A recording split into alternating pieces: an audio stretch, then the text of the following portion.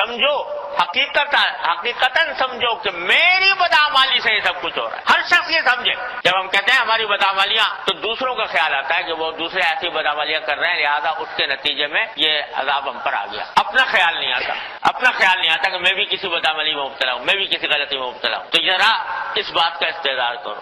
ایک وہ تھے حضرت ذوالنون مصری رحمۃ اللہ علیہ، کبھی نام سنا ہوگا. ذوالنون مصری رحمۃ اللہ علیہ بڑے درجے کے اولیاء اللہ میں سے ہیں، اونچے درجے کے اولیاء اللہ میں سے. ان کے بارے میں لکھا ہے کہ ایک مرتبہ قحط پڑا ہوا تھا، بارش نہیں ہو رہی. تو لوگ جو ہیں حضرت کے پاس پہنچے کہ حضرت بارش نہیں ہو رہی، قحط پڑا ہوا ہے، لوگ پریشان ہیں، کچھ دعا کر دیجیے. تو حضرت ذوالنون مصری نے فرمایا کہ بھائی دعا تو کر دوں گا، لیکن ایسا لگتا ہے کہ یہ تو سارا وبال میری وجہ سے آیا ہوا ہے، میرے گناہوں کی وجہ سے آیا ہوا. اس لیے میں ایسا کرتا ہوں کہ بستی چھوڑ کے چلا جاتا ہوں. میں بستی چھوڑ کے چلا جاؤں تو شاید اللہ تبارک و تعالیٰ اپنی رحمت کی بارش بھیج دے، کیونکہ مجھے تو یہ لگتا ہے کہ میرے گناہ اصل سبب ہیں اس بارش کے نہ آنے کا اور قحط نازل ہونے. اب اتنا بڑا ولی اللہ ہے، عابد زاہد انسان ہے، لیکن وہ دوسروں کے بجائے اپنے بدعملی کو سبب قرار دے رہا ہے اس ساری صورتحال کا. تو آج ہم الٹا معاملہ یہ ہے، ہم کہتے تو ہیں زبان سے کہ بدعملیوں کی وجہ سے ہے، شامت اعمال ہے،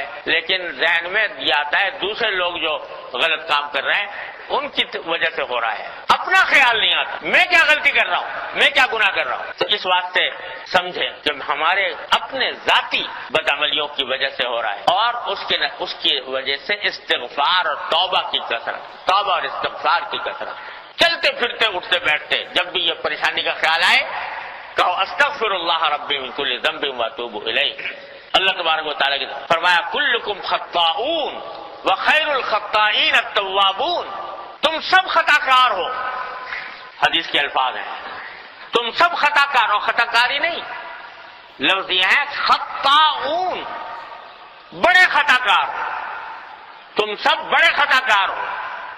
وخیر الخطائین التوابون، اور خطا کاروں میں سب سے بہتر وہ لوگ ہیں جو پھر توبہ کرتے ہیں، اللہ تعالی کی طرف رجوع کرتے ہیں. تو توبہ اور استغفار کی کثرت کو اپنا مشغلہ بنائیں. جتنے دیر تبصرہ کر رہے ہیں، جتنے دیر حالات پر بلا وجہ گفتگو کر رہے ہیں، اتنا وقت اللہ تعالیٰ کی طرف رجوع کر کے توبہ اور استغفار میں صرف کریں. اللہ تبارک و تعالیٰ ہمارے گناہوں کو معاف فرما دے اپنی رحمت سے، اس کی طرف متوجہ ہوں اور اللہ تعالیٰ سے فریاد کریں کہ اللہ ربی انی ظلمت نفسی ظلما کثیرا، اے اللہ میں نے اپنے جان پر بہت ظلم کر لیا. ربنا ظلمنا انفسنا، ہم نے اپنی جانوں پر بہت ظلم کیا ہے. فإن لم تغفر لنا وترحمنا لنكن من الخاسرین، اگر آپ نے مغفرت نہ فرمائی، رحم نہ فرمایا، ہم بڑے خسارے میں ہو جائیں. کہو اللہ تعالیٰ سے یا اللہ یہ حالات ہم سے برداشت نہیں ہو رہے، یہ پریشانیاں مسلط ہیں ہماری بدعمالیوں کی وجہ سے. اے اللہ جن بدعملیوں کی وجہ سے ہیں، اے اللہ اپنے فضل و کرم سے ان کو معاف بھی فرما دے،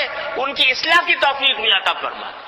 کہو اللہ تبارک و تعالیٰ سے، فریاد کرو، گڑ گڑا کر فریاد کرو اللہ تبارک و تعالیٰ سے. اگر سچے دل سے یہ کام کر لے قوم، یہ قوم کر لے، میں اللہ تبارک و تعالیٰ کے بھروسے پر 100% یقین کے ساتھ کہہ سکتا ہوں حالات بدل جائیں گے. اللہ تعالیٰ کی سنت یہی ہے. دیکھو یونس علیہ السلام کی قوم کو دیکھ، ساری نافرمانیاں، رسول کو، پیغمبر کو جھٹلایا، تکذیب کی، سب کچھ کیا، یہاں تک کہ پیغمبر ناراض ہو کر چلے گئے کہ تمہارے اوپر عذاب آ کے رہے گا. پیغمبر بستی چھوڑ کے چلے کہ تم لوگوں کی نافرمانیوں کے نتیجے میں اللہ کا عذاب آ کے رہے گا. وہ چلے گئے، بستی پر عذاب کے آثار نمودار ہوئے، تو اس وقت کان کھڑے ہوئے قوم کے کہ یونس علیہ السلام جو کہہ رہے تھے وہ بڑی سچ بات تھی. یہ تو واقعی عذاب کے آثار نظر آنے لگے، کچھ اندازہ ہے کہ کچھ عذاب مسلط ہو ہی جائے گا. اس وقت ساری قوم نے مل کر توبہ کی اجتماعی، سب اللہ تبارک و تعالیٰ کے حضور حاضر ہو کر روئے، گڑ گڑائے کہ اللہ ہم سے ظلم ہو گیا اپنی جانوں پر، ہم نے پیغمبر کی تکذیب کی، پیغمبر کو جھٹلایا، پیغمبر کی بات نہیں مانی، تو اے اللہ ہم توبہ کرتے ہیں، استغفار کرتے ہیں، آپ اپنے فضل و کرم سے عذاب کو دور فرما دیجیے. یہ روئے، گڑ گڑائے، اللہ تعالیٰ کی طرف رجوع فرمایا، ساری قوم نے، اللہ تعالیٰ نے عذاب دور فرما دیا. یہ قرآن کریم فرماتا ہے کہ یہ پوری قوموں کی تاریخ میں واحد واقعہ ہے، اکیلا ایک واقعہ ہے کہ اور قومیں تو آخر وقت تک جھٹلاتی ہی رہی، مان کر نہیں تھی، نتیجہ ہے کہ عذاب کا شکار ہوئی.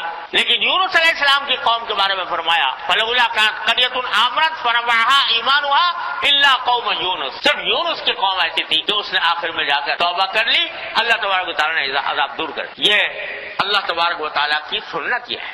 اگر آج ہم اس توبہ اور استغفار کی طرف متوجہ ہو جائیں اور اس پیغام کو پھیلائیں دور تک کہ ہر شخص توبہ اور استغفار کی طرف متوجہ ہو, تو کچھ بعید نہیں ہے کہ دیکھتے ہی دیکھتے حالات بدل جائیں. اور استغفار کثرت سے کریں. اور سید الاستغفار جو نبی کریم صلی اللہ علیہ وسلم نے ارشاد فرمایا ہے وہ ہر مسلمان کو یاد کرنا چاہیے اور اس کو اپنا وظیفہ بنانا چاہیے. سید الاستغفار اللهم انت ربی لا الہ الا انت خلقتنی وانا عبدک وعلی عہدک ووعدک ما استطعت ابوء لك بنعمتك علي وابوء لك بذنبي فاغفر لي ذنوبي فانه لا يغفر الذنوب الا انت. یہ سید الاستغفار ہے. فرمایا کتنا ہی کوئی گناہ کے انبار لے کر آ جائے اللہ تبارک و تعالیٰ اس استغفار کی بدولت معاف فرماتے. اس کو اپنا شعار بنائیں, اٹھتے بیٹھتے چلتے پھرتے ہر نماز کے بعد یہ استغفار کریں اور دوسروں تک بھی اس پیغام کو پہنچائیں کہ توبہ اور استغفار کی طرف متوجہ ہوں.